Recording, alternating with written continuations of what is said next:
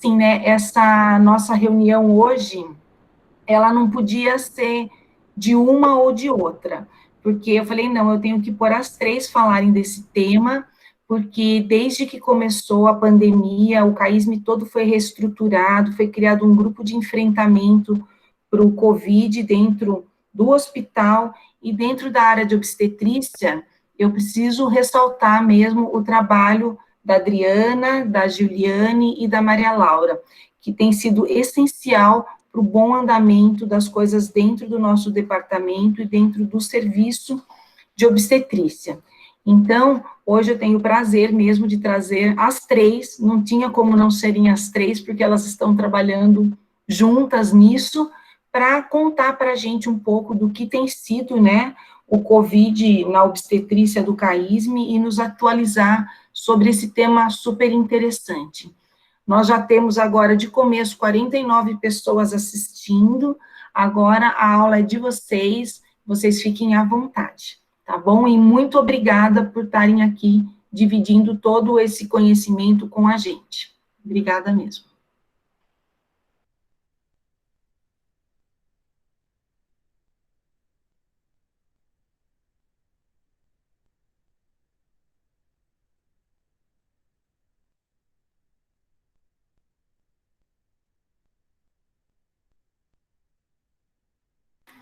Só um minutinho, né, enquanto elas colocam a apresentação.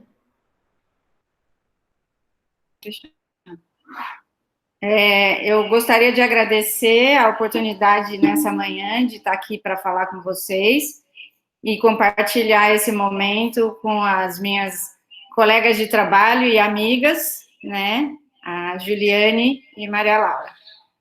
Vocês já estão... A apresentação não está no formato apresentação ainda.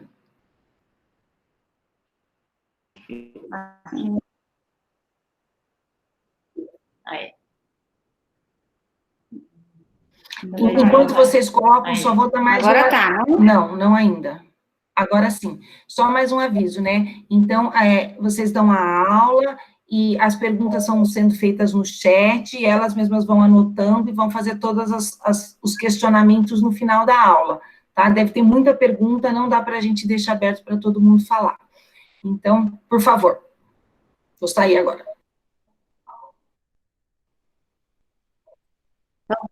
Tá, joia.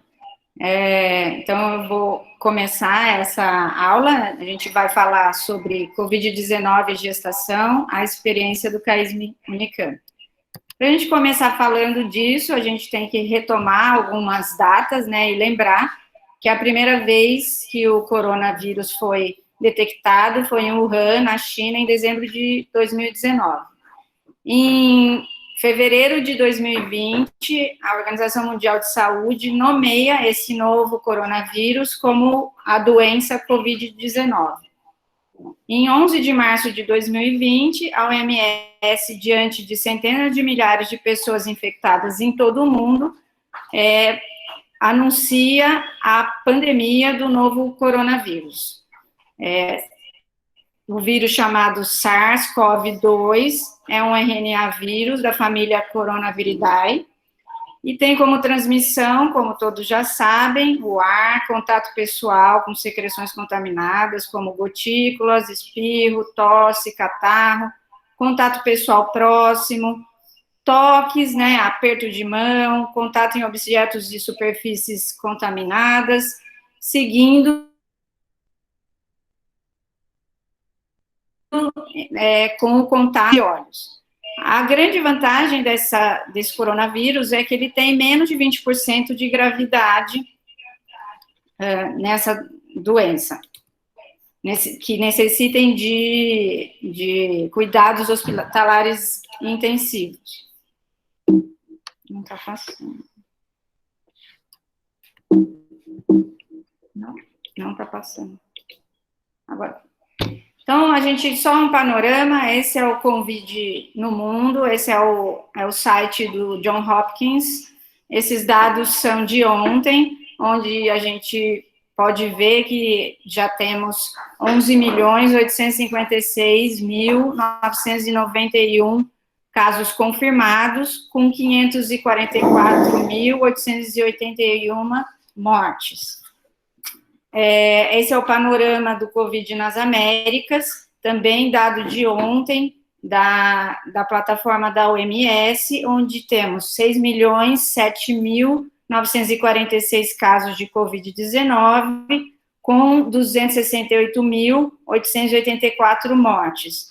O que deixa a gente meio triste é que o Brasil tem mais de 50% dos casos da América Latina.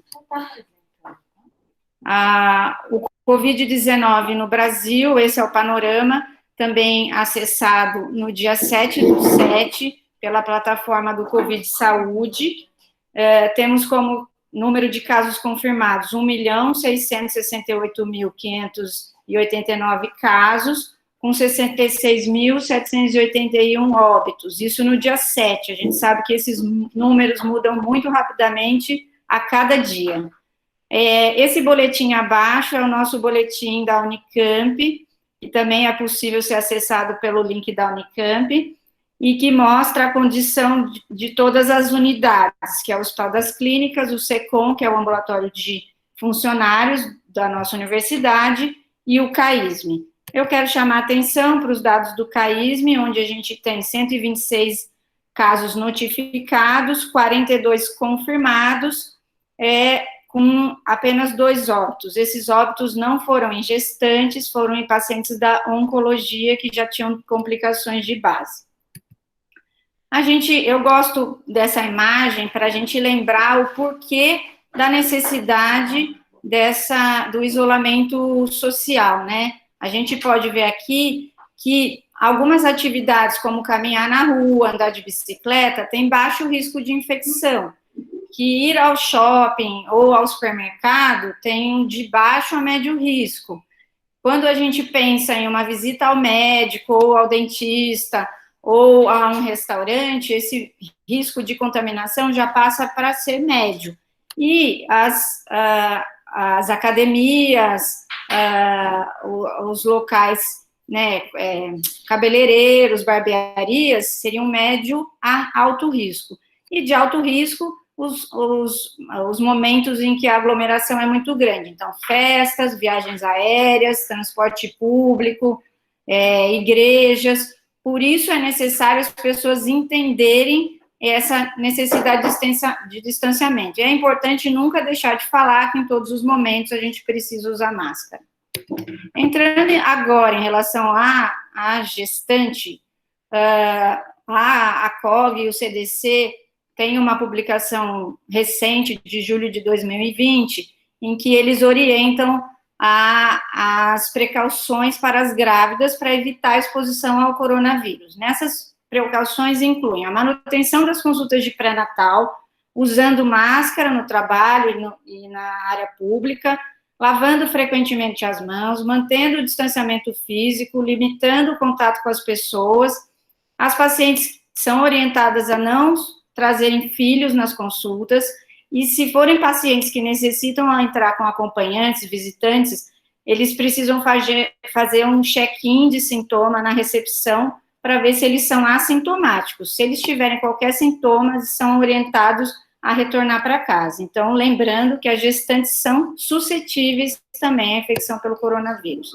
Essa é a recomendação que foi lançada pela JOG e o Maternal Fetal Medicine, e elas são bem semelhantes às orientações que a gente acabou elaborando também do CAISM. Então, a prevenção inicial é sempre a propagação, que a prevenção da propagação deve ser a prioridade número 1, né? O distanciamento social, mantendo distância de 1 metro entre as cadeiras, se possível divisores, né? Marcar a cadeira nas salas de recepção para evitar que as pacientes fiquem próximas. As consultas eletivas ou não urgentes devem ser adiadas. Cada paciente deve ser chamado para decidir, juntamente com a equipe médica, se ela acha que necessita vir a uma próxima consulta presencial ou a um exame laboratorial, pessoalmente, ou se isso vai poder ser realizado por telemedicina. Qualquer consulta que possa ser feita por telemedicina deve ser feita. Nenhuma pessoa deve acompanhar os pacientes às consultas ambulatoriais, a não ser que seja um paciente de necessidades especiais ou com dificuldade cognitiva, que não consigam se comunicar adequadamente com a equipe médica. Lembrando que as grávidas devem seguir as mesmas recomendações que as pessoas não grávidas para evitar a exposição ao vírus. Então, essa é uma publicação grande, né, com uma casuística bem grande da China, que é uma publicação geral, não especifica grávidas nessa publicação, onde eles apresentaram 72.314 casos, né? O que eu queria chamar a atenção aqui é para a classificação da doença, em leve, severa ou crítica. Então, nessa publicação, que é a classificação de WHO, eles classificaram como doença leve aquela com nenhum ou sintomas leves, de febre, fadiga, tosse, ou características menos comuns do COVID. Como grave, a taquipneia, com frequência respiratória maior que 30 respirações por minuto, a hipóxia, com saturação de oxigênio menor ou igual a 93% em ar ambiente, ou essa relação PO2, FiO2 menor que 300 milímetros de mercúrio, ou maior do que 50% de envolvimento pulmonar nas imagens, tomografia principalmente. E crítico, aquela paciente que evolui com insuficiência respiratória, choque ou disfunção de vários órgãos. Já uma outra publicação divide melhor essas classificações de gravidade. Então, eles dividem em infecções assintomáticas ou pré-sintomáticas, aquelas em que o paciente é positivo, mas é assintomático. Em leve, qualquer sinal ou sintoma, sem falta de ar de dispneia ou imagem anormal de pulmão. Em moderada, a evidência de doença respiratória por avaliação clínica ou de imagem, com saturação maior do que 93% em ar ambiente. E aí, a definição de doença grave e crítica fica semelhante àquela que eu apresentei anteriormente. Então, especificamente, o COVID e gestação, a gente tem muitas dúvidas, né, nesses quesitos. Então, a gestante tem maior risco de infecção? Aparentemente não, até esse momento. A infecção por COVID-19 aumenta o risco de complicações na gestação? Parece que sim. Em relação ao manejo, ainda existem muitas dúvidas e existem riscos de transmissão vertical? Também existem dúvidas. A gente vai tentar discutir essas coisas ao longo da reunião. Também temos dúvidas em relação à via de parto, à indução, em acompanhante dessas pacientes que são positivas na sala de parto e os cuidados no pós-parto. Essa revisão sistemática que foi publicada pelo American College agora recentemente, avaliou no total 13 artigos que, dentre as exclusões, foram bem avaliados, com um total de 538 pacientes grávidas com COVID. Dessas, 20% dos partos foram abaixo de 37 semanas, 85% de cesárea, 3% de admissão em UTI materna, 15% de doença grave e 1,4% de doença materna crítica. Então, a gestante tem maior risco de infecção? Não, o risco de morte não parece aumentar na gravidez comparada às mulheres em idade reprodutiva não gestantes. Esse outro estudo, que foi um estudo populacional realizado em Londres, eles pegaram entre 22 de janeiro e 7 de junho a vigilância de 366.335 mulheres em idade reprodutiva, isso é, entre 15 e 44 anos, que tinham exame positivo por SARS-CoV-2.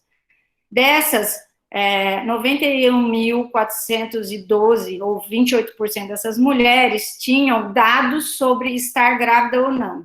Então, dessa população, 9% estavam grávidas. Dessas grávidas que foram avaliadas,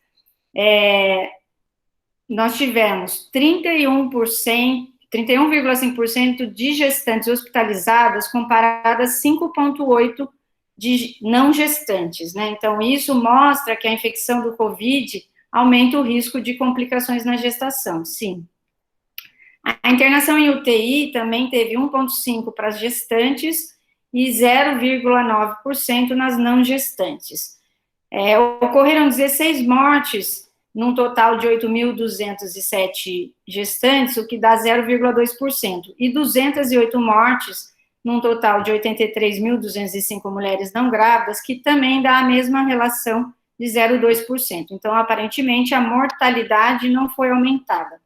Mas a gente também tem várias dúvidas em relação ao manejo, né? A gente começa falando desse guia que foi publicado pelo Maternal Fetal Medicine, onde eles vão discutir a necessidade de consulta por telemedicina ou presencial.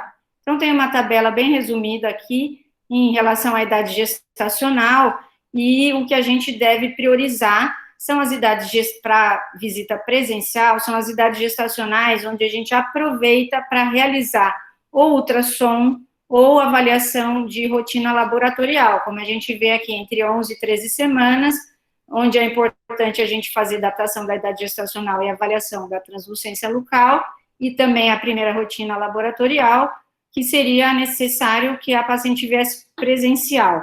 Por volta de 20 semanas, onde ela teria que fazer uma avaliação de ultrassom morfológico, ela também deveria vir presencial.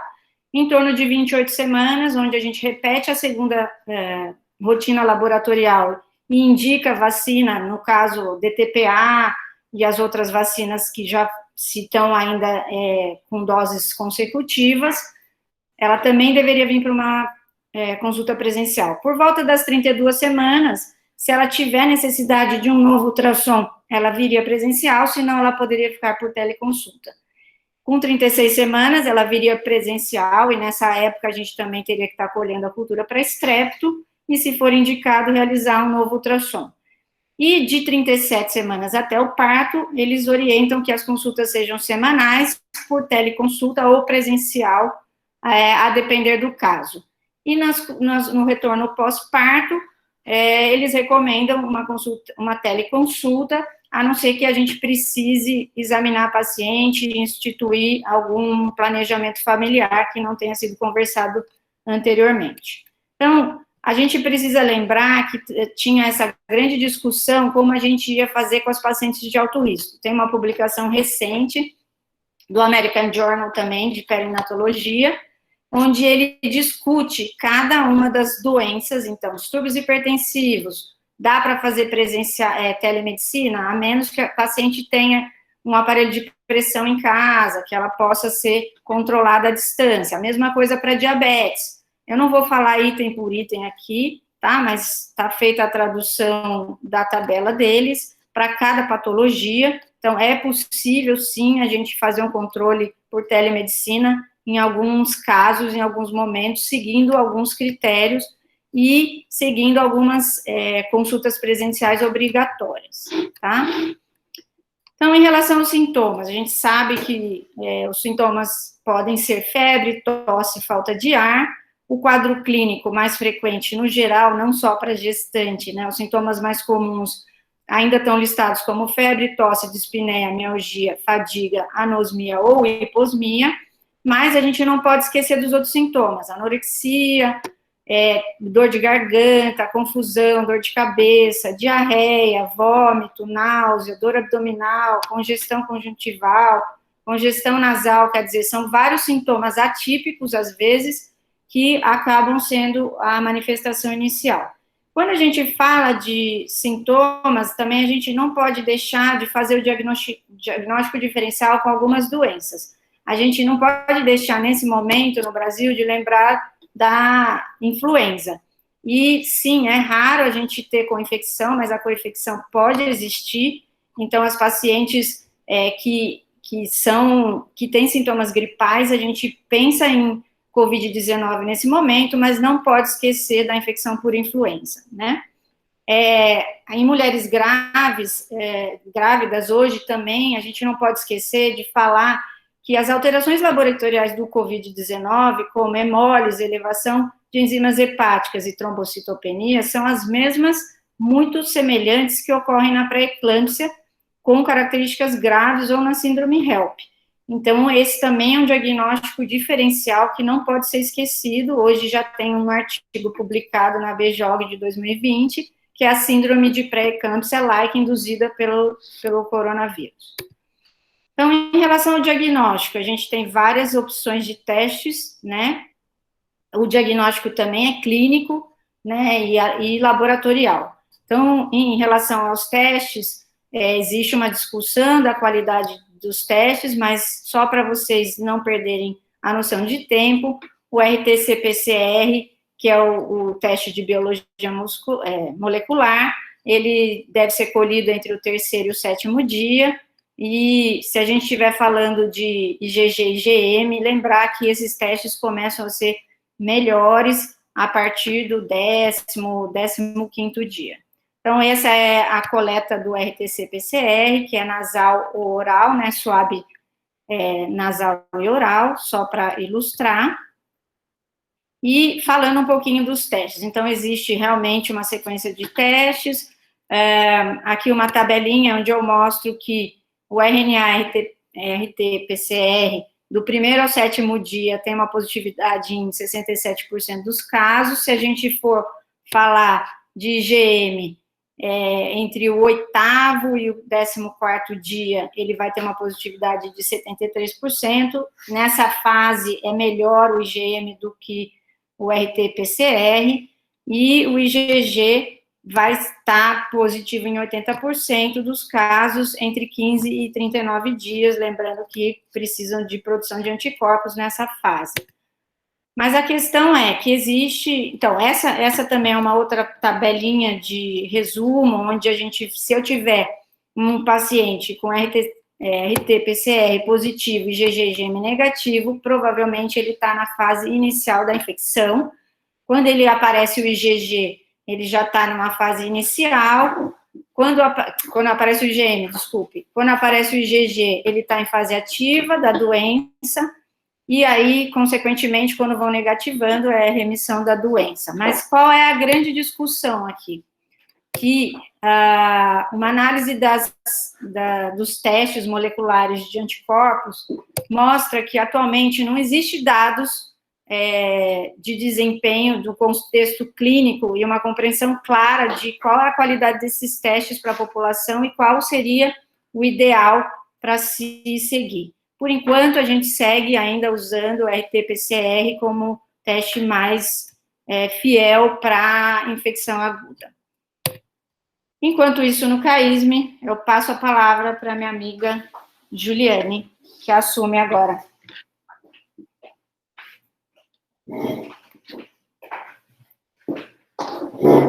Bom dia a todos, eu agradeço a oportunidade da gente estar conversando aqui por uma doença pandêmica e de tanta angústia, tanta mudança nas nossas vidas.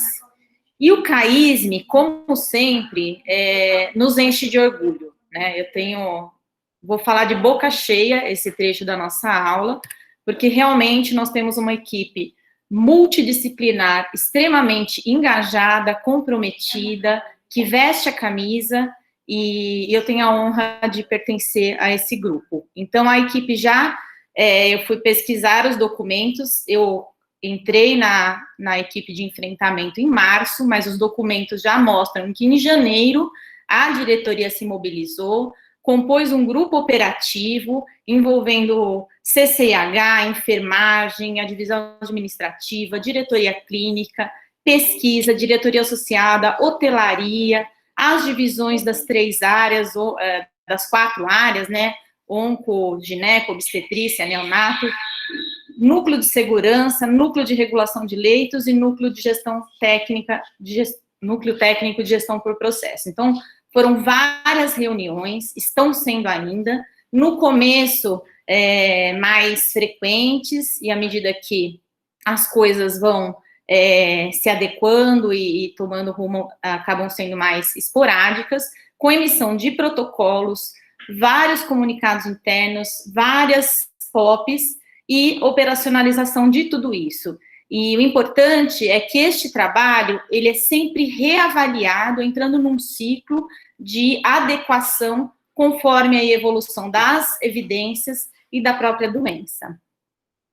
Dentro desse processo, a organização dos espaços foi fundamental, o CAISM mudou, o CAISM se adaptou de uma forma extremamente rápida, comprometida e competente. Uma das grandes alterações aí foi a criação do pronto atendimento COVID, um pronto atendimento só especializado em pacientes sintomáticas ou contactantes de sintomáticos, e uma entrada separada, uma adaptação do PA normal num outro local onde funcionava o ambulatório de pré-natal especializado. Foi criada também a enfermaria COVID, o pré-natal, por demanda aí de funcionários, de organização, também foi unificado, adaptação do serviço de ecografia, adaptação do centro obstétrico, da UTI adulto e neonatal e das enfermarias patólogo e alojamento e das enfermarias de onco também, né? É que aqui a gente está falando mais da obstetrícia, mas as enfermarias de onco e gineco também tiveram que se adaptar para poder ceder espaço à enfermaria COVID.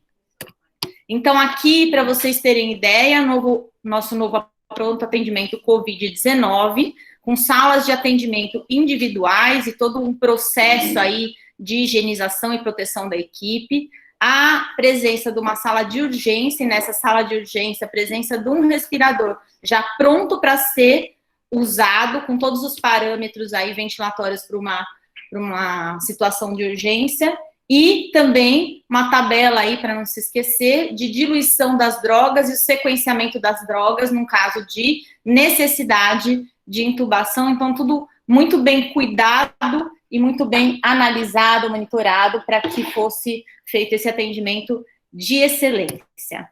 Então, aqui a sala de urgência do pronto atendimento, à esquerda a gente pode ver que tem um respirador, tem um sequenciamento do atendimento na cabeceira do leito, para a gente estar sempre olhando e lembrando dos passos fundamentais aí no atendimento da urgência. E em caso de nascimento, também existe já uma sala preparada, com berço aquecido, num cenário de um pronto atendimento de urgência. Então, tudo foi super bem pensado e cuidado. A nossa enfermaria COVID, então, ela ficou onde era a oncologia cirúrgica, então, uma unidade próxima à UTI, próxima ao centro obstétrico, próxima à UTI neonatal, e os quartos são 8 quartos, né? Os quartos são individuais, a gente tem priorizado que elas fiquem isoladas, totalmente isoladas, e aí tanto a enfermagem quanto a equipe médica teve que se readequar para inserir nas suas rotinas uma enfermaria a mais. O centro obstétrico também teve várias modificações de layout, de fluxo, depois eu falo um pouquinho melhor no protocolo. E hoje, a sala 3 do CO é uma sala adaptada, em que todo o material fica fora da sala para evitar a contaminação, e dentro da sala, podemos ver aqui na foto que temos a pressão negativa, então isso melhora toda a questão da assistência, do risco da equipe, quando você tem dispersão de partículas aí. Então, a pressão negativa é fundamental para manter a segurança da equipe e da própria presa do berço para a recepção do RN na própria sala onde essa mãe está tendo o parto. Depois de organizados os espaços, nós temos a elaboração de fluxos de atendimento, protocolos e treinamento de equipes.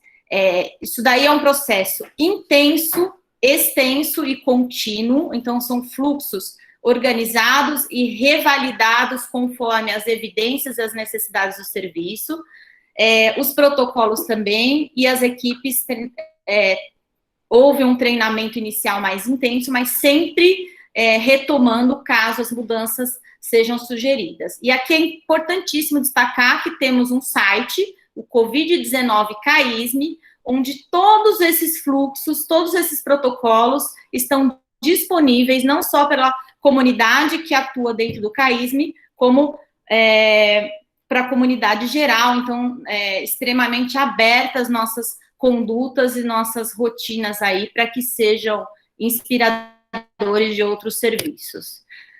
Aqui, nosso treinamento de paramentação, que eu também tive a honra de participar, e foram várias pessoas voluntárias para fazer esse treinamento. Para mim, é um treinamento fundamental para que a gente minimize a contaminação dentro do serviço, pela contaminação dos nossos funcionários, dos nossos médicos, dos nossos enfermeiros, de toda a equipe, né, que atende, pessoal de hotelaria. Então, assim, fundamental a questão da paramentação, e esse treinamento foi feito aí com muito cuidado, e não só nesse treinamento a paramentação, como a desparamentação, que é até mais, deve ter mais atenção ainda, que é onde existe o risco de contaminação.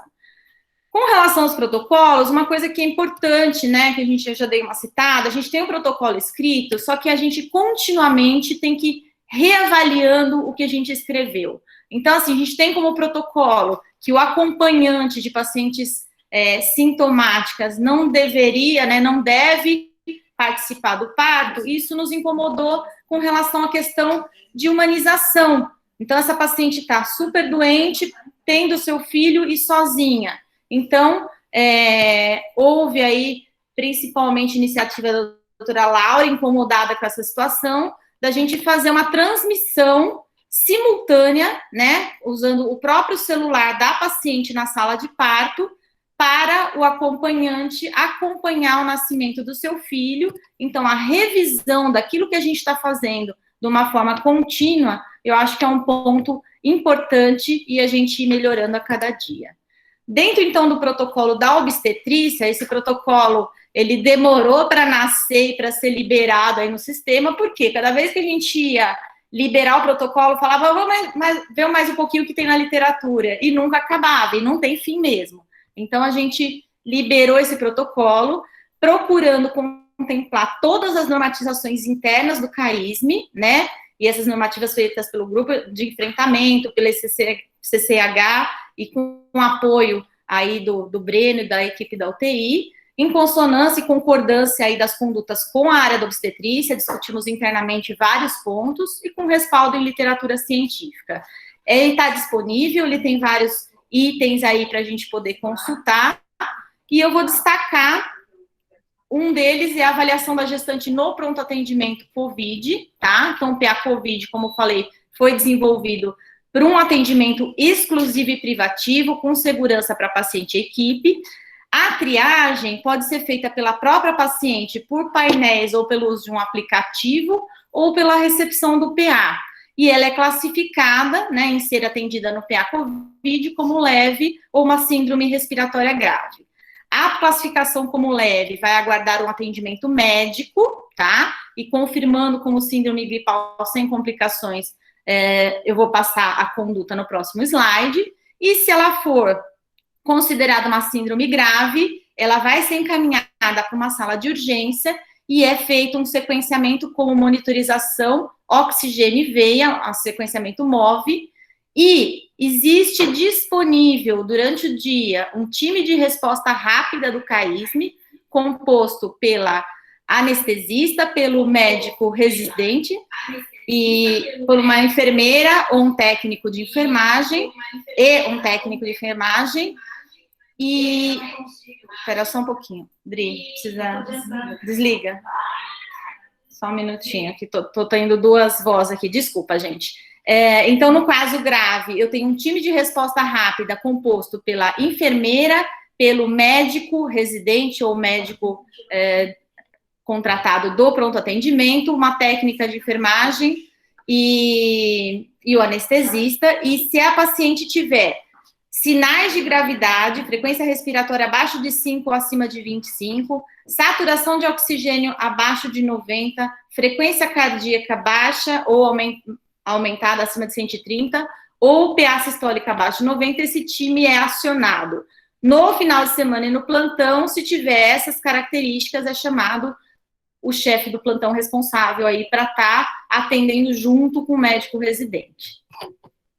No tratamento da síndrome gripal, o ideal é um confinamento domiciliar, é recomendável, monitorado as condições de saúde, depois eu vou falar um pouquinho disso, com orientação de sinais de alerta, de proteção e de isolamento, não só da gestante, como de seus contatos próximos aí familiares. Deve ser mantido equilíbrio hidroeletrolítico, é orientado hidratação, sintomáticos à medida do necessário. Se for uma síndrome gripal leve, a gente sempre tem que lembrar de estar prescrevendo o oseltamivir. Se for um caso grave e que ela seja testada pelo H1N1, teste rápido que estamos fazendo aqui no CAISM, recentemente, a gente vai prescrever conforme o resultado desse teste. Vigilância dos sinais vitais e saturação de oxigênio. A imagem pulmonar, idealmente de tórax, a gente tem reservado para os casos que internam, que são os casos mais graves. Exames, o ideal é que pudéssemos oferecer para todas, até para ter ideia de evolução e prognóstico, mas atualmente a gente tem deixado para os casos que realmente internam. Exames laboratoriais, entre eles hemograma, gasometria, e a gente tem aí disponível lá naquele site o protocolo COVID-19, com detalhes dos exames que são pedidos, considerar antibióticos se tiver infecção bacteriana concomitante, e muito cuidado com a administração de volume, lembrar que o volume é importante, mas sempre monitorando e auscultando esse pulmão conforme a hidratação. Os casos graves, internação em quarto privativo na enfermaria COVID ou em UTI, a depender da necessidade do suporte, principalmente o suporte respiratório. Devem ser prescritas com precauções por suspeita ou confirmação de COVID, ou seja, elas têm que ser isoladas e toda a paramentação necessária, caso essa paciente seja manipulada. Na UTI, o que é importante? Idealmente, que o quarto seja isolado com pressão negativa, para diminuir aí a exposição ao material no ar. A equipe de atenção multidisciplinar, um obstetra, ou intensivista, anestésio, infectologista, neonatas, fisioterapeutas respiratórias, as enfermeiras, né, e técnicas, tudo isso, todos engajados, cada um na sua função aí a cuidar dessa paciente. Suporte de hidratação e de oxigenação, idealmente um alvo de saturação maior que 94%.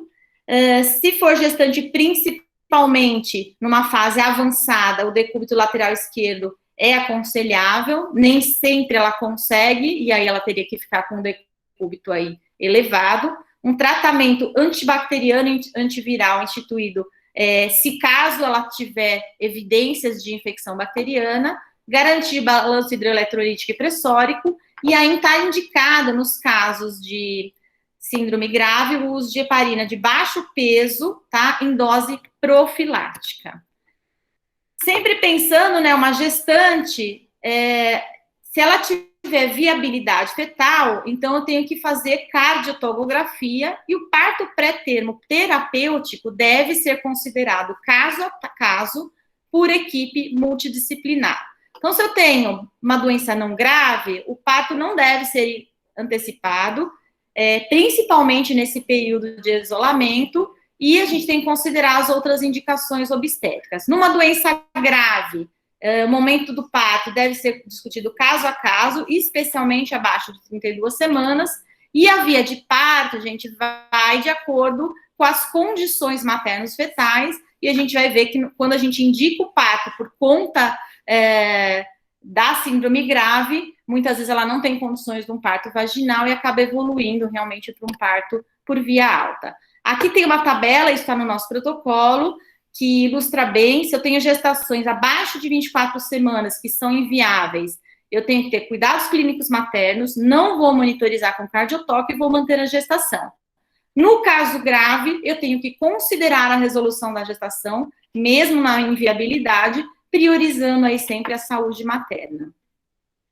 Nas gestantes entre 24 e 34 semanas, mantemos os cuidados clínicos maternos, mas o que entra aqui de diferente é a cardiotocografia, tá? Quando eu já tenho mais de 26 semanas, considerar corticosteroide para maturação pulmonar fetal, mesmo numa situação leve, porque eu não sei como que vai ser a evolução dessa mulher, né? Então, o corticoide, no caso leve, é pensando se ela tem aí uma tendência de evolução grave, então eu vou usar os seus parâmetros clínicos para decidir se será necessário esse corticoide. E mantenho a gestação, porque ela está leve. Quando eu tenho uma gestante nessa faixa, numa síndrome grave, eu vou considerar a resolução da gestação conforme essa gravidade e muitas vezes eu não terei o tempo de esperar este corticoide agir, pensando sempre aí na mãe. Acima de 34 semanas, cuidados clínicos maternos, cardiotocografia. Se eu tiver estabilidade clínica, manter a gestação. Se eu tiver uma síndrome grave, eu vou considerar a resolução da gestação. Medidas de suporte, então, são necessárias, oxigenação e hidratação. Se eu tiver o teste de H1N1 negativo, não preciso. Se eu não tiver, ou se for positivo, vou associar oseltamivir, 75 miligramas a cada 12 horas por 5 dias. Se eu tiver evidência de infecção bacteriana, associar amoxa com clavulanato e ácitro. E os antivirais, a gente realmente deixou aberto a princípio no nosso protocolo, porque não tem um consenso e atualmente não estamos fazendo uso dos antivirais, especificamente pensando no SARS-CoV-2. Como é que eu vou, se eu tiver condições de alta desta mulher, dessa grávida, eu vou recomendar um pré-natal especializado em infecções, que funciona aqui às segundas à tarde, idealmente acima de 14 dias do início dos sintomas e 42 dias para as nossas puérperas. Ah, mas aí os 14 dias de sintoma ela não vai ser vista? Não, ela é monitorada, tá? Continuamente por telefone e com preenchimento de um formulário diariamente. Eu vou falar um pouquinho mais sobre isso. Então, qualquer sinal de evolução com piora, elas são convocadas a estarem vindo no PA COVID neste prazo de 14 dias. E é recomendável uma ecografia mensal para avaliar crescimento fetal, líquido amniótico e morfologia. Lógico que as evidências, por enquanto, não encontram grandes alterações, mas como estamos ainda só na pontinha aí do iceberg, a gente tem muito o que aprender, então é fundamental que seja monitorado com ecografia. Então, o que a gente faz nesses 14 dias de monitoramento? A gente tem uma notificação interna, tá? A gente tem uma planilha diária de segmento. Os nossos residentes fazem ligações telefônicas e qualquer evidência de gravidade, elas são convocadas a estarem retornando para avaliação e todas essas ligações diárias são preenchidas através do Google Forms, a gente tem tudo isso arquivado aí para saber esse acompanhamento. Então, aqui um destaque especial para os nossos residentes que prontamente toparam essa missão. É muito difícil, às vezes liga, o paciente não atende, então é toda uma dedicação e eles estão sempre prontos e se comunicando com a gente, caso tenha uma gravidade, caso tenha alguma dúvida. Então, é uma equipe fantástica aí que está funcionando super bem. E ontem, numa reunião do enfrentamento, eu fiquei muito feliz com o depoimento do Jamil, que ele conversou com uma mãe e ela realmente declarando o quanto ela se sentiu confortável, mesmo diante da doença, porque está se sentindo cuidada com essas ligações. Então, um especial agradecimento aí aos nossos residentes. Os ambulatórios, gente, sofreram algumas modificações para tentar evitar exposição e risco de transmissão. Então, como a Adriana falou, existe idealmente, uma redução de consultas. É lógico que se ela tiver descompensada de alguma comorbidade, ela deverá seguir um cronograma normal. As consultas, idealmente, sem acompanhantes.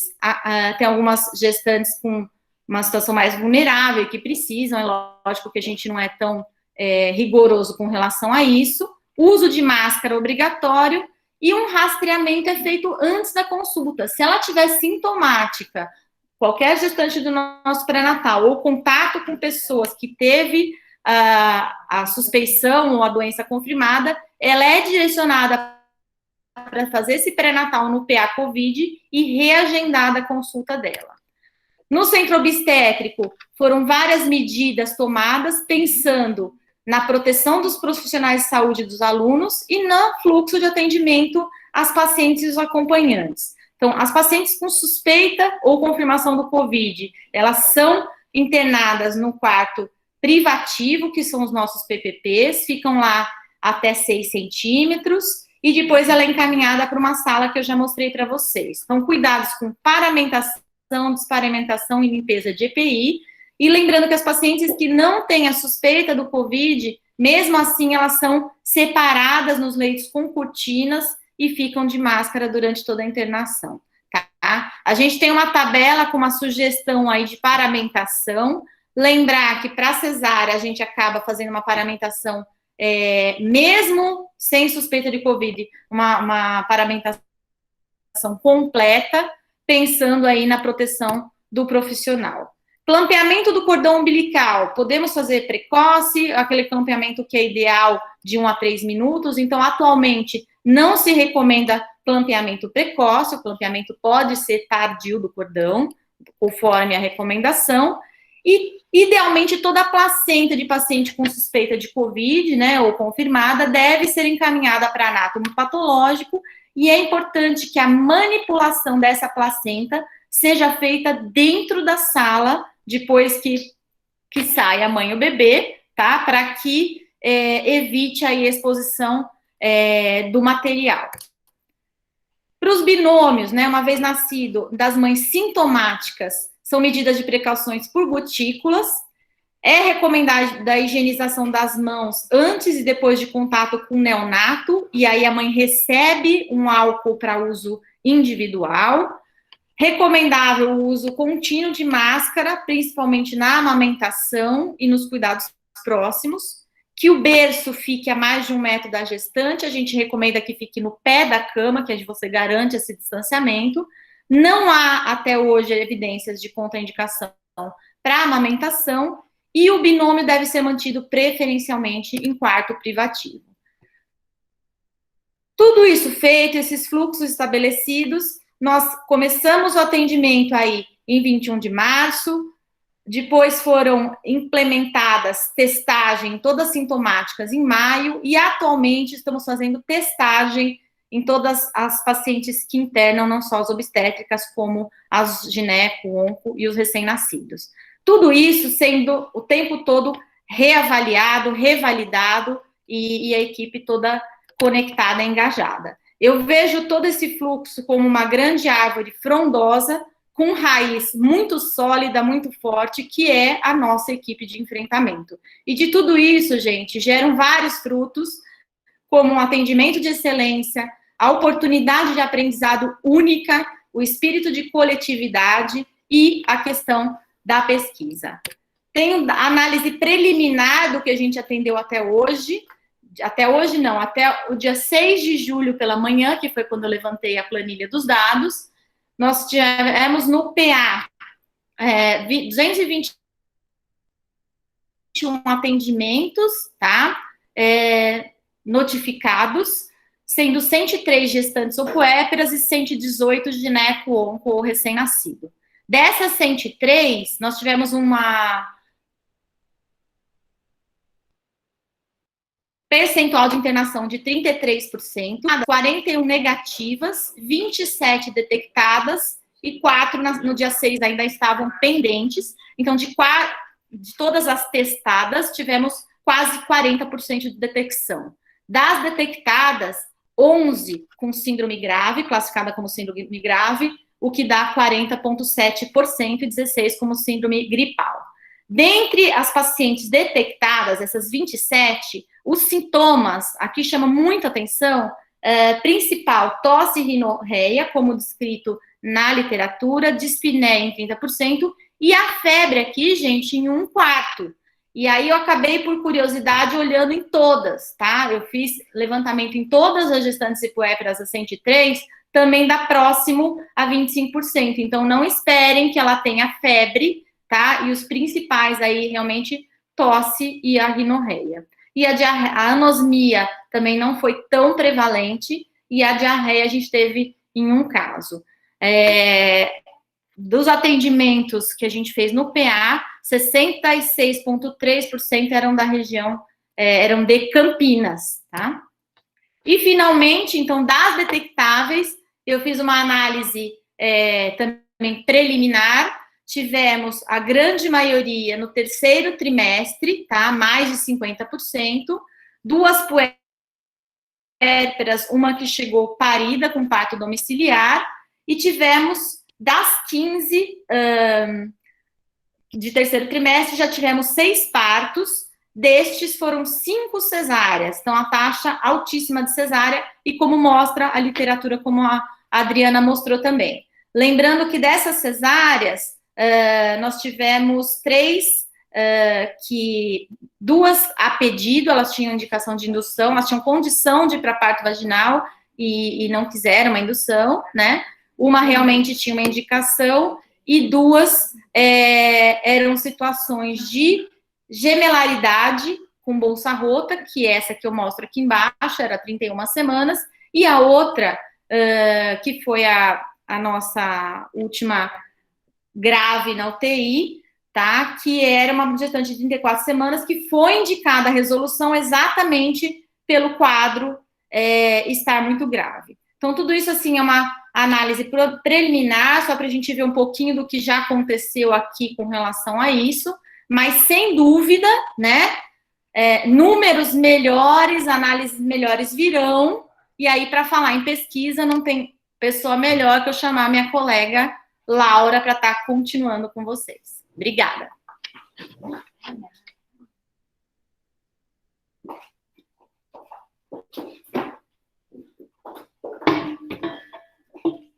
Bom dia a todos. Então, é realmente um prazer finalizar essa aula, podendo falar um pouco de pesquisa. Eu não quero ser injusta, existem inúmeras pesquisas, inúmeros professores trabalhando com projetos em Covid, adaptando projetos em andamento para que sejam desenvolvidos nessa fase. Eu vou falar, talvez, dos maiores e dos estudos multicêntricos que estão sendo implementados.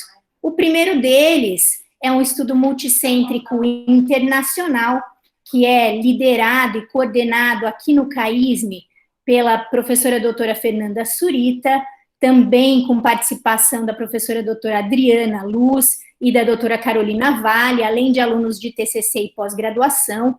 É um estudo multicêntrico internacional, com mais de 23 países envolvidos, cerca de 200 maternidades, para compilar dados maternos e perinatais de casos com confirmação de Covid durante a gravidez. Esse banco de dados já tem registro de mais de 500 casos incluídos e, com certeza, vai trazer informações relevantes no futuro próximo. O outro estudo que eu vou detalhar um pouco mais é o estudo que eu ajudo a coordenar. Nós também publicamos um call to action, então, que detalha o protocolo e a ideia de estudar de maneira ampla o impacto da Covid-19 na gravidez. Esse estudo tem o nome de REBRACO, que é Rede Brasileira em Estudos de Covid em Obstetrícia, e eu convido todos a seguir REBRACO nas redes sociais. A gente tem um grupo incrível de alunos que alimentam com informações relevantes, não só do estudo, mas do que existe na literatura de mais interessante e recente.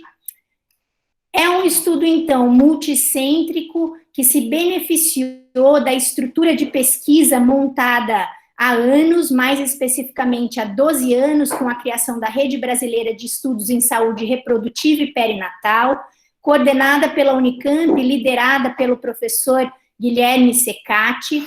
Para esse estudo em Covid, nós temos aí listados 17 centros. Está aqui uma foto das nossas reuniões semanais. Há mais de 2 meses, esse grupo se reúne uma vez por semana, não só para discutir detalhes do estudo, mas também para apresentar o enfrentamento em cada um dos centros e discussão de casos clínicos, e essa experiência tem sido enriquecedora.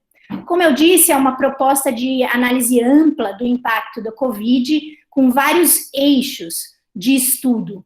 Eu vou hoje detalhar 2 eixos principais que eu coordeno, que é o estudo de corte transversal e a coleta de material biológico, para que a gente possa discutir o risco de transmissão vertical. No entanto, vale mostrar que existe um estudo de coorte para os resultados maternos e perinatais e o acompanhamento dos casos suspeitos e confirmados. Essa parte é coordenada pelo professor Rodolfo e tem um detalhe incrível, que é a criação de um aplicativo para poder fazer a triagem e o segmento desses casos.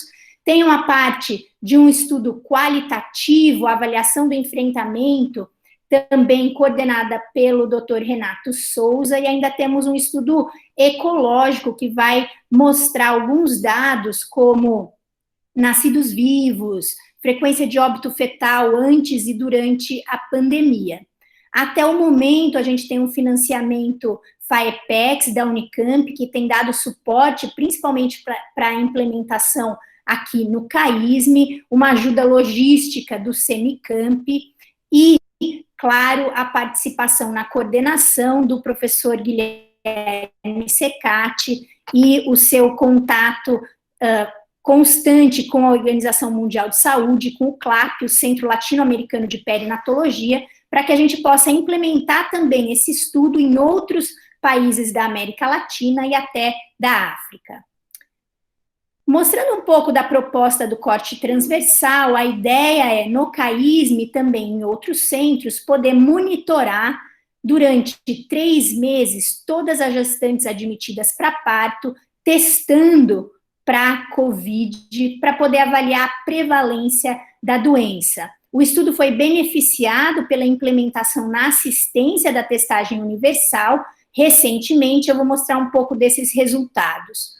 O que já tinha sido descrito sobre screening universal? Acho que um dos primeiros trabalhos publicados, ainda em março, teve grande repercussão, foi publicado no New England.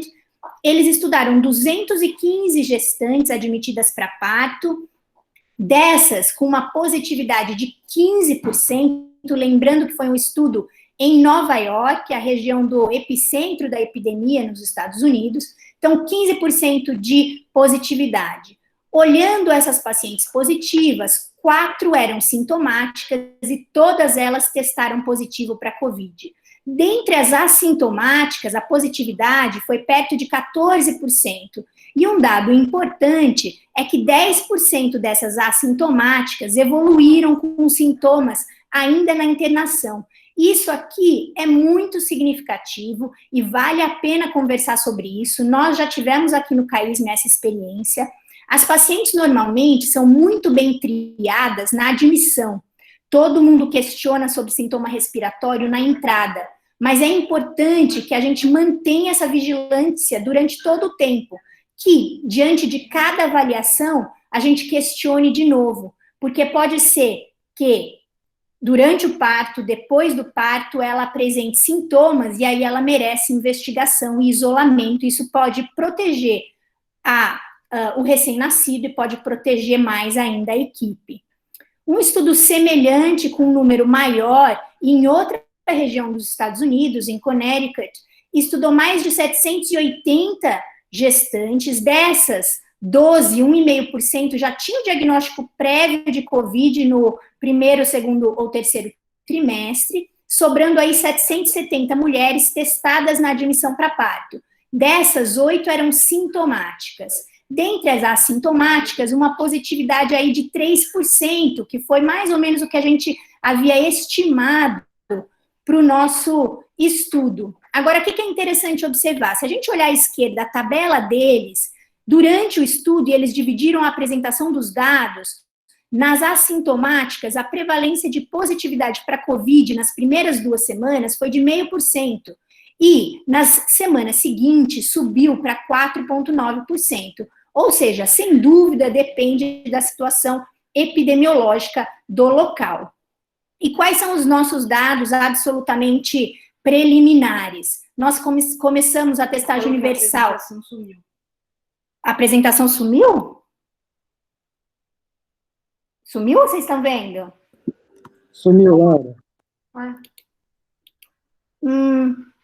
Não sumiu. Eu estou vendo. Não sumiu. Não sumiu? Então, calma aí que eu já continuo. Para mim, sumiu. Ele está no nome de João Pedro Santos. E sumiu.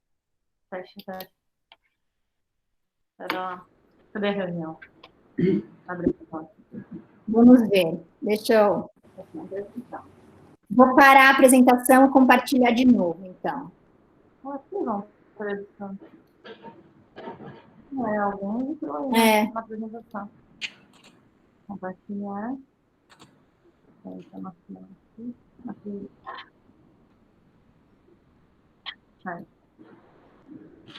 Agora foi?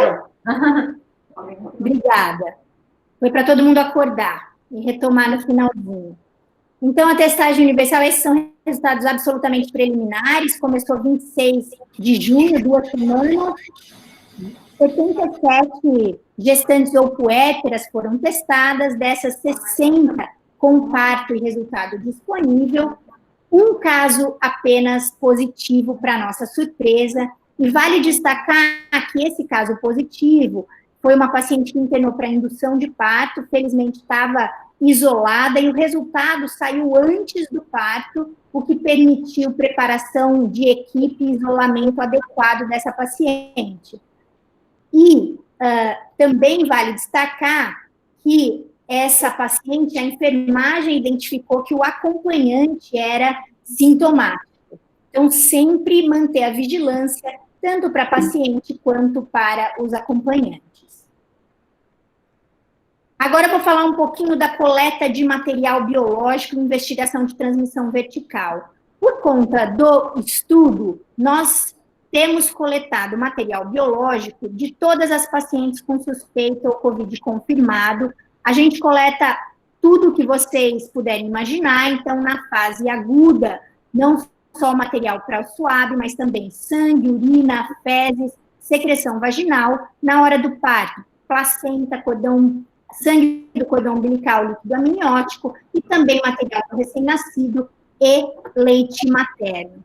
Aqui vale o destaque que não dá para programar o horário do parto, então foram feitos cartazes para o atendimento dessas mulheres e para a colaboração da equipe assistencial, e eu realmente só tenho a agradecer a toda a equipe assistencial, os médicos, docentes, todos os residentes, equipe da enfermagem, que têm sido muito parceiros para ajudar na coleta do material. Quem quiser entrar nesse QR Code, cai num vídeo que ensina sobre a coleta da placenta, que tem sido feita por questões de biossegurança dentro da sala de parto. E esse é o pedido do exame. O material é sempre enviado ao laboratório. Fica aqui também meu agradecimento ao laboratório do CAIS, em especial a Juliane, ao Fernando e toda a equipe que tem colaborado para garantir a biossegurança e a execução do projeto também. A parte de avaliação da placenta conta com um financiamento complementar, aí um financiamento de $30 mil, juntamente com Washington University, dos Estados Unidos, que é a universidade onde eu fiz o pós-doutorado, e que abriu uma chamada específica para COVID nessa fase. E aí, o que a gente pretende? A gente pretende também colaborar para o conhecimento sobre transmissão vertical.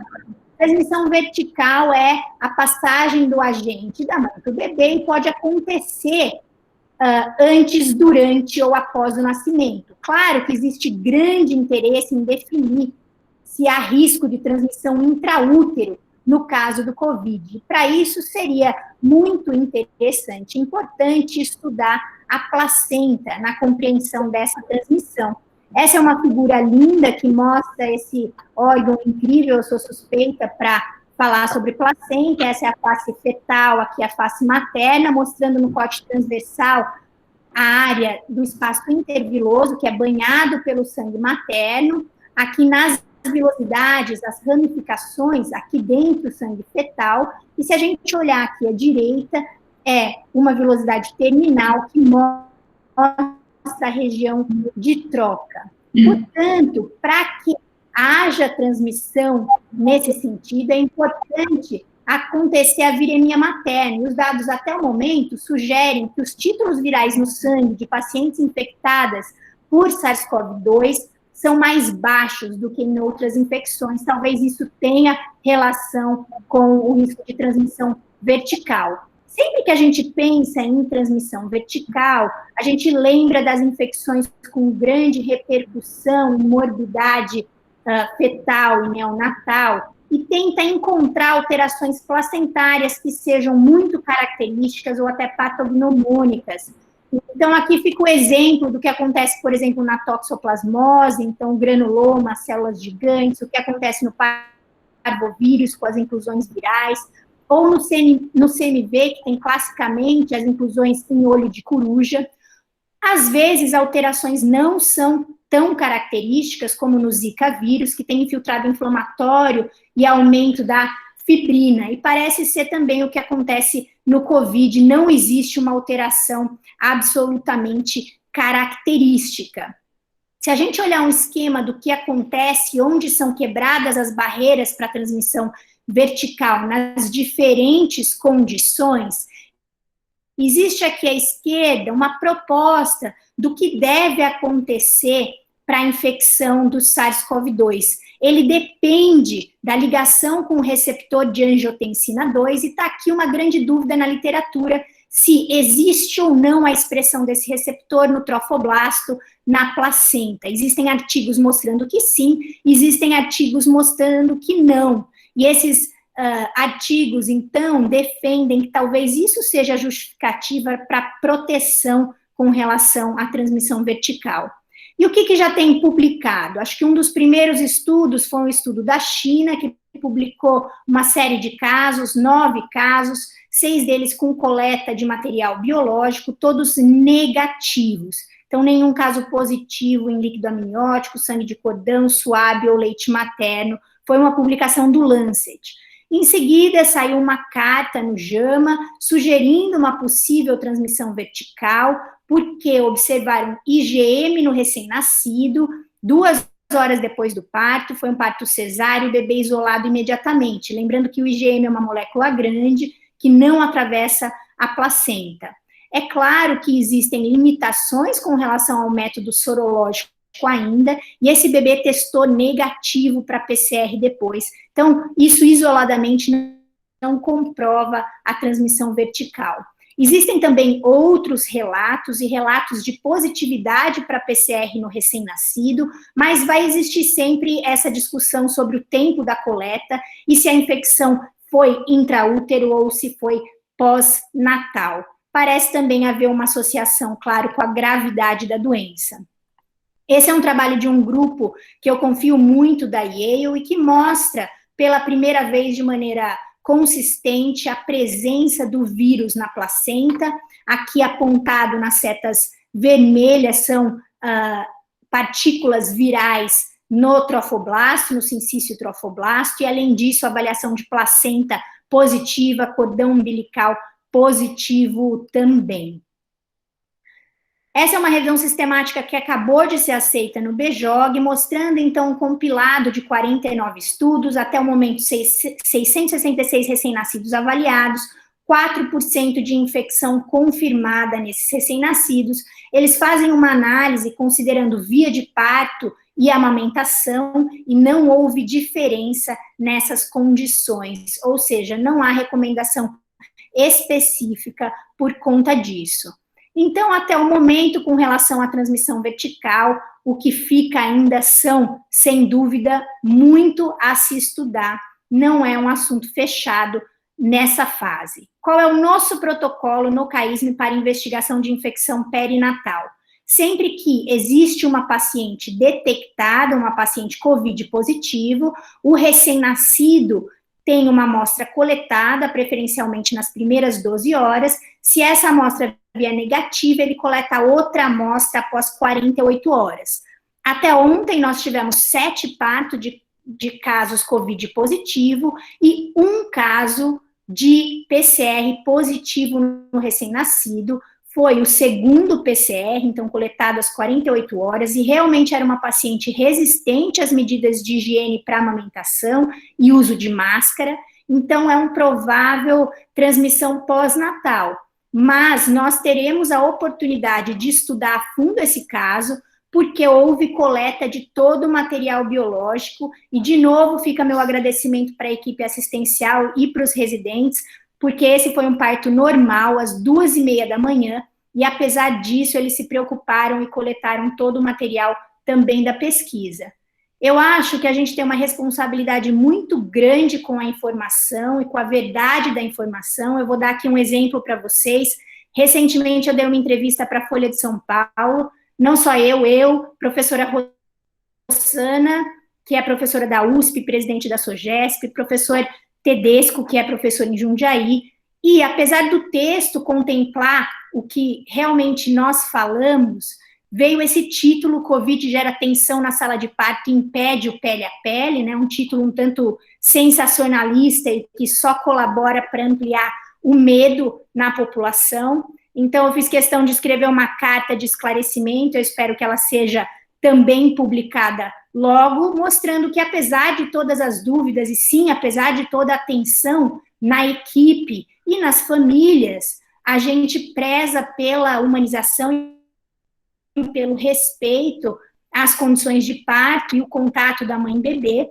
E sim, o contato pele a pele, ele é adiado para o momento em que os cuidados de higiene e as medidas de prevenção possam ser adotados, mas a gente estimula o contato da mãe e do bebê, tanto que sempre que houver condição clínica, ela fica em alojamento conjunto.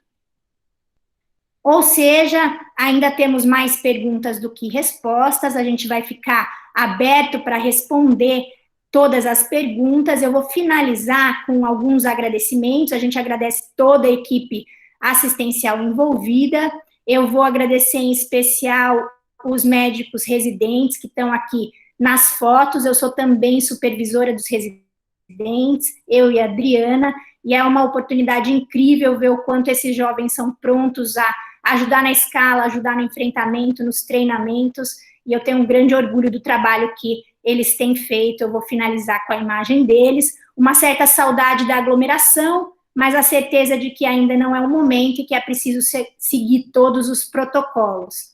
Faltou só dizer que para que a gente faça todo esse trabalho aqui, o trabalho tem sido ainda mais intenso, todo mundo que está trabalhando agora sabe o quanto os dias são longos e o quanto está difícil conciliar, principalmente para as mães, e nós três aqui somos, conciliar as tarefas aqui em casa. Então, no nosso caso, vai um agradecimento especial também para todo o suporte que a gente tem em casa e para os 3 maridos que estão segurando a barra lá para a gente poder trabalhar aqui. Obrigada.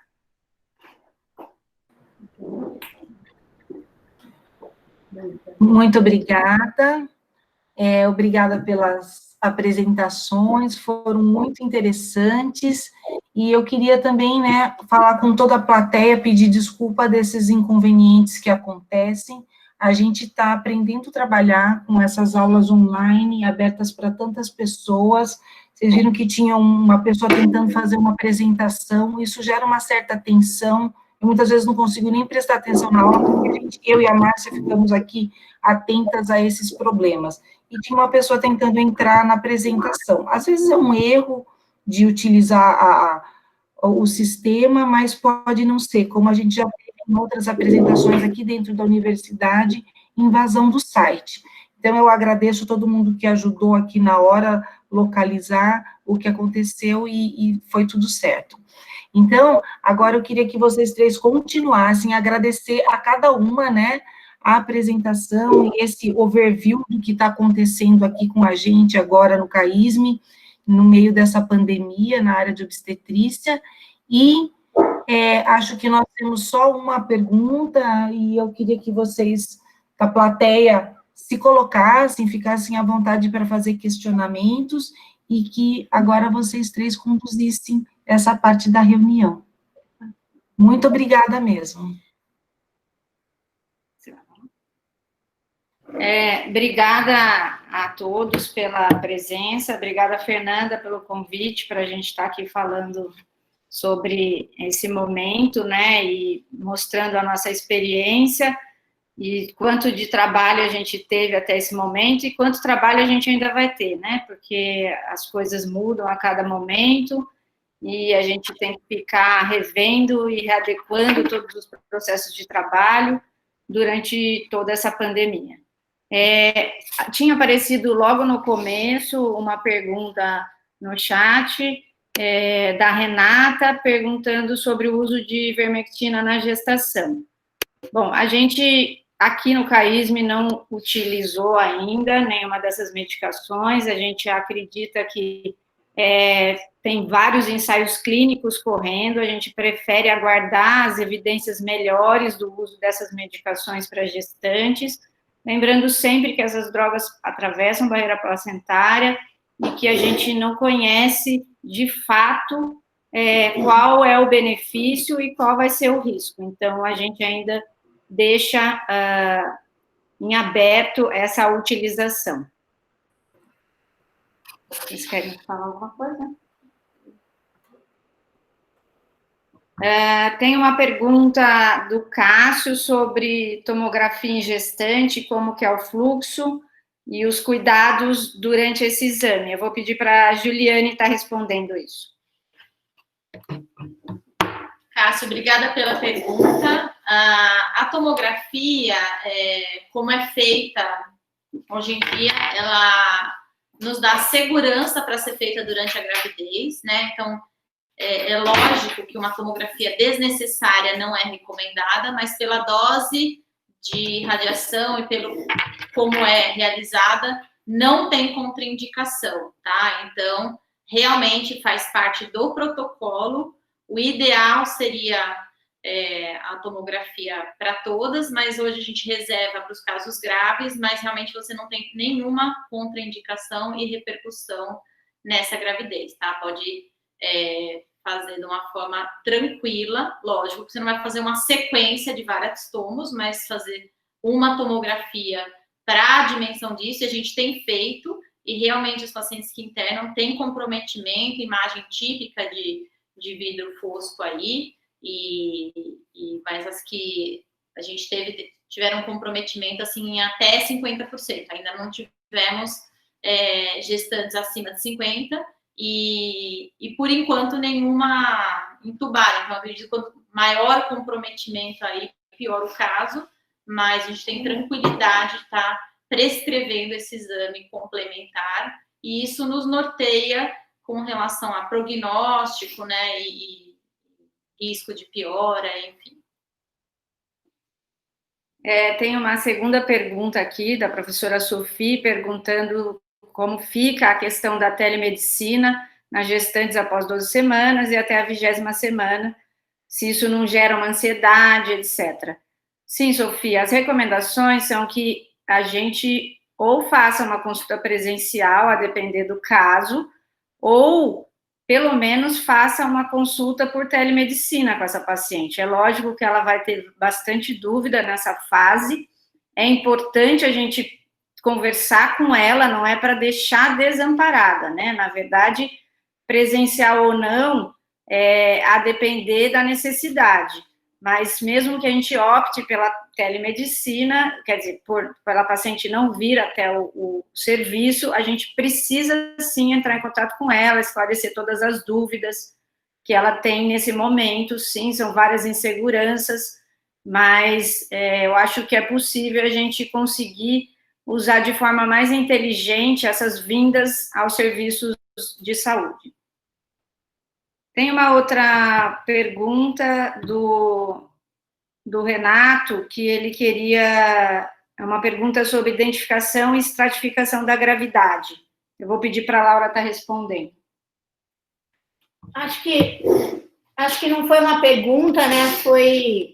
Foi uma colocação de que nem sempre as unidades têm condição para triar toda a gravidade, né? A realização dos exames de tomografia e de gaso nem sempre estão disponíveis nas unidades. Acho que o mais importante é só deixar claro que, inicialmente, triar a gravidade com os critérios clínicos disponíveis. Então, fazer o diagnóstico de síndrome respiratória aguda grave pela frequência respiratória, pela saturação de O2, é o fundamental em todas as unidades.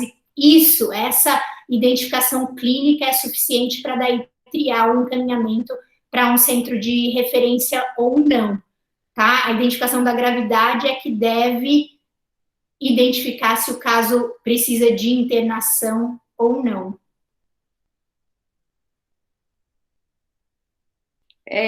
Tem uma outra pergunta aqui da Íria, perguntando se a gente tem utilizado o ultrassom torácico para controle de casos graves das pacientes com COVID. Em algumas circunstâncias, na UTI, às vezes pode ser realizado o ultrassom torácico, mas não é a nossa rotina. A gente deixa a avaliação pulmonar mais por conta da tomografia mesmo, mas em alguns casos a gente precisou sim fazer ultrassom torácico. Tinha uma paciente que tinha derrame, foi até puncionada, então a gente tem aparelho e disponibilidade desse recurso dentro da UTI. Vocês querem comentar mais alguma coisa? O Renato colocou um exemplo aqui, né, considerando casos leves que tinham achados tomográficos considerados graves. Como que é essa classificação de risco? Geralmente os casos clínicos que fazem a tomografia são os casos que a gente já classificou como grave. Então, mas na rotina, como leve, do ponto de vista, eles conversam. É difícil uma paciente ter um acometimento pulmonar severo com quadro clínico leve, né? Se isso acontece, o ideal é um alerta de vigilância. É como se fosse o mecônio no trabalho de parto. Um alerta de vigilância, a gente vai olhar mais de perto para essa mulher que tem um tomo grave, mesmo que neste momento não tenha parâmetros clínicos de gravidade, só de imagem. Né? Então, é importante que a gente use isso como critério de alerta, de atenção.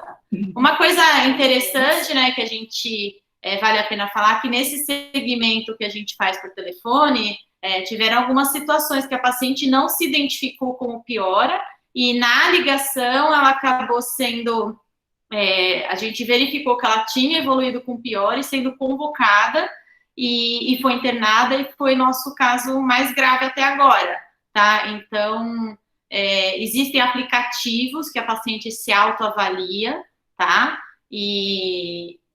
Mas a tomo sem sinais clínicos, assim, é mais difícil, mas é um sinal de alerta, né? E acho que é isso. Tem uma outra pergunta aqui, querendo saber sobre a orientação para afastamento profilático das gestantes do trabalho ou home office. Na verdade, essa é uma grande discussão, realmente tem uma norma técnica falando que as gestantes são consideradas grupo de risco e deveriam ser afastadas das áreas de risco, quer dizer, então, pessoas que trabalham com público ou que estão em área de risco de paciente COVID, para os profissionais de saúde, a orientação é que a gente tente primeiro uma mudança de atividade dentro do serviço e, em alguns casos, sim, afastar paciente se isso não é possível.